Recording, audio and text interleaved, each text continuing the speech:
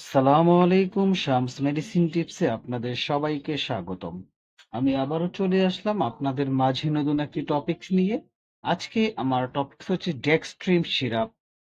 এটি শুষ্ক কাশি, বুকে জমাট বাঁধা কাশি, যাদের কাশি কোনোভাবেই কমছে না তাদের জন্য এই সিরাপটি অত্যন্ত উপকারী।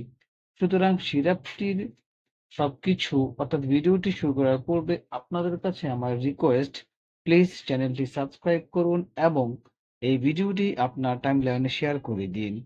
এর ফলে ভিডিওটির মাঝে আপনি যেমন উপকৃত হবেন তেমনি করে আপনার প্রিয় মানুষগুলোরও এই ধরনের যদি অসুস্থতা থাকে তাহলে সে উপকৃত হতে পারে।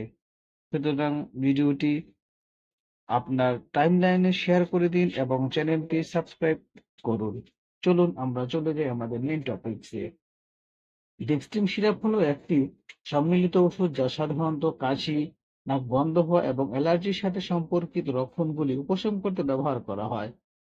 এটি তিনটি সক্রিয় উপাদানের থেরাপিউটিক সুবিধাগুলি একত্রিত করে, যেমন ডেক্সট্রোমেথরফেন, ফেনাইলোফিন এবং ট্রিপোলিডিন। এখন আমরা এই যে তিনটি উপাদান রয়েছে, এই তিনটি উপাদানের কি কি কাজ সে বিষয়ে আলোচনা করব। প্রথমে রয়েছে ডেক্সট্রোমেথরফেন।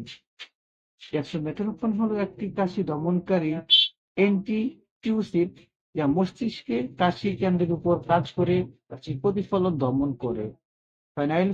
ফেনাইলোফিন হলো একটি ডিকনজেস্টেন্ট যা নাকের পথে রক্তনালীগুলিকে সংকুচিত করে নাক বন্ধ হওয়া কমায়, ওইটি ফোলাভাব কমায় এবং সহজে শ্বাস নিতে সাহায্য করে। ট্রিপোলিন ট্রিপোলিডিন হলো একটি অ্যান্টিহিস্টামিন যা অ্যালার্জির লক্ষণগুলি যেমন সর্দি, হাঁচি এবং চোখ চুলকানো, জল পড়া উপশম করতে সাহায্য করে।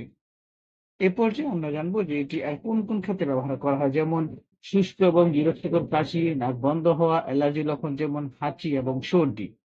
এ পর্যায়ে আমরা জানবো যে এর ডোজটাকে কিভাবে এটা খেতে হবে। প্রাপ্তবয়স্ক এবং 12 বছরের বেশি বয়সী শিশুরা সাধারণত ডোজ হলো 10 মিলি থেকে প্রতি 6 থেকে 8 ঘন্টা অন্তর, 24 ঘন্টায় 40 মিলিগ্রামের বেশি নয়, এবং 6 থেকে 12 বছরের বয়সী শিশু প্রতি 6 থেকে 8 ঘন্টা অন্তর 5 মিলি থেকে 24 ঘন্টায় 20 মিলি বেশি নয়। এই পর্যায়ে আমরা জানবো পার্শ্ব প্রতিক্রিয়া। প্রতিটি মেডিসিনের পার্শ্ব প্রতিক্রিয়া রয়েছে। এই পার্শ্ব প্রতিক্রিয়ার মধ্যে রয়েছে হালকা ঘুম আসা, মাথা ঘোরা, মুখ শুকিয়ে যাওয়া, বমি বমি ভাব ইত্যাদি।